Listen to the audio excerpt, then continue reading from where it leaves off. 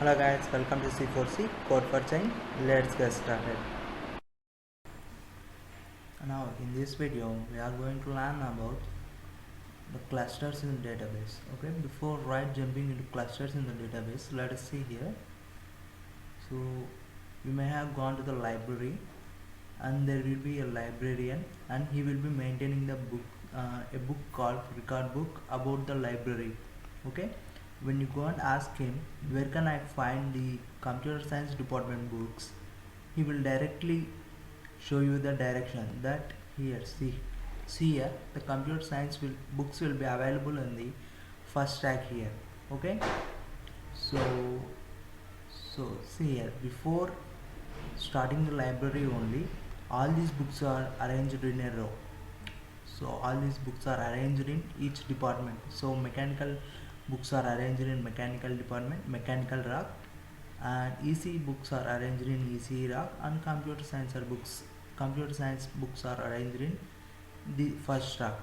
Okay, so this librarian maintain all these details in his book. See, this is the red color book. He maintained all these available information in this book. So this is how the cluster works. So see here, this entire library is compared to the database here. See on the right side, this black entire one is called the database. This is here, see small boxes, these are servers. So in the clusters it will maintain all the tables available from these servers. So likewise here, likewise the record book in the library. So clusters are nothing but record book from the library. So in the librarian, so here the front page will also be a index page available in the record book. Likewise, clusters are maintain some index pages in the indexes in the clusters. Okay, so see here the theory of the clusters. So see here, the first one is it is a logical boundary which is used to improve the overall performance of the database.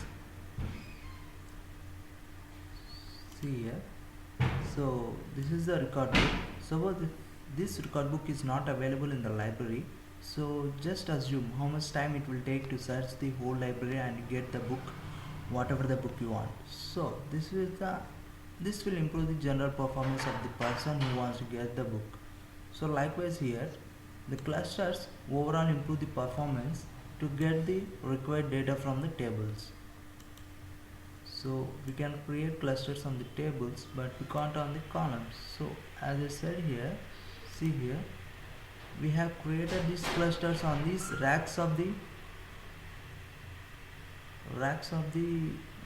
library, that is first rack, second rack and third rack. Similarly here in the clusters in the database, clusters are only created on the tables but not on the columns. So we can possible to create index on the cluster. So as I said previously here, so there will be some index pages which are needed to be maintained in the record book. Similarly here, some indexes are to be created in the clusters. So all the clusters are stored in all clusters table. Okay, let us jump into the syntaxes.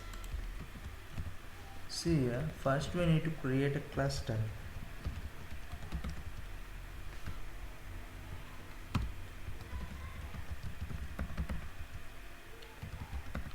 I am giving it name as cluster 6 with specific column of data size 5. See here,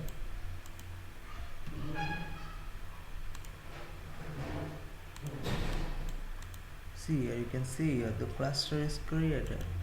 Now what we are doing is we are creating a table now. Create table, class table 6 with column serial number of data type number of data size 6. Now we are applying cluster to it. Cluster 6 with serial number Now what we have done is we have created a table with clusters. So see here, definition incompatible because the data size varies. So if we give 5, let us see now. See, now table created.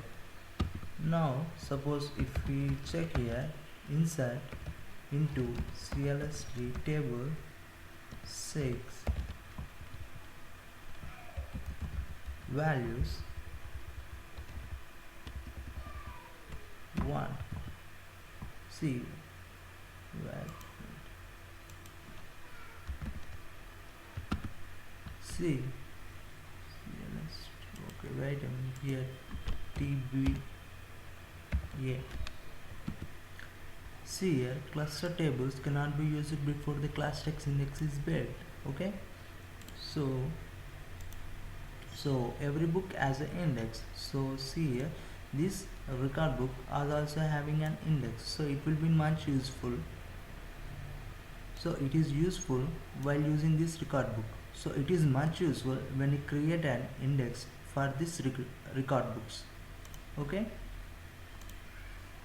so now we are creating an index on this cluster. Create index CLST index 6 on cluster. We are creating it on cluster CLST 6. See, now index is created.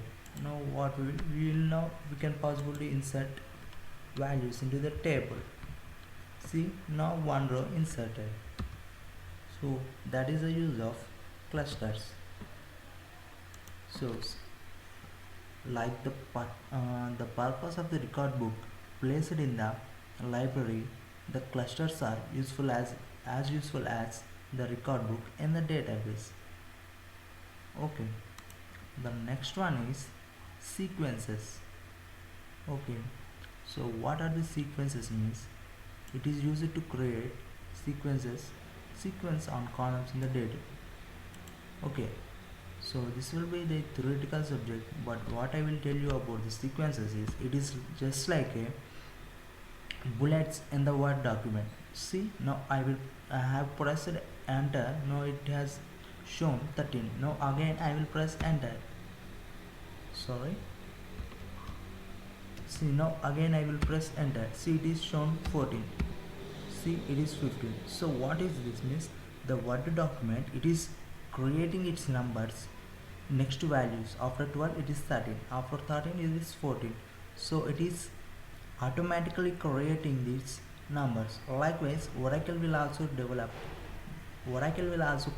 automatically create these numbers. Okay, this is called sequences. We don't need to enter manually these numbers. So what is this means? How we can do this means? See here, create sequence seq2. Okay, increment with 1, start by 1. So I have created a sequence with incrementing with 1 and starting with 1. So see here, sorry, wait a minute, increment by, so increment by, this is by, increment by 1 and start with 1. So okay, it is name already present. Now what I will do, sequence 5. See here, you can see it here, sequence is created. Now what I will do, check it out here, select seq5